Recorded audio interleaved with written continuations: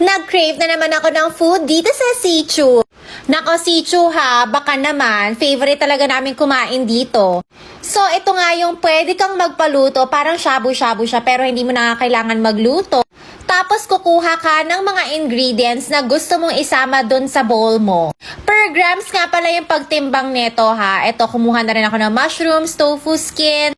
Puro mga tofu, ayan, tofu rin yan. Tapos, ito talaga yung binabalik-balikan ko, yung tofu puff.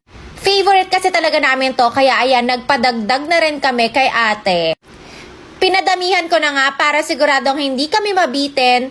Pero hindi na rin kami naglagay ng meat kasi mas gusto ko talaga yung mga tofu and mushrooms lang. May mga balls din dito, tapos eto, nagdagdag lang kami ng noodles. Tapos pwede ka na rin gumawa ng sarili mong sauce dito. Ito na nga yung bowl namin, grabe, sobrang laki nito, literal, para mga 4 na ulo yung laki.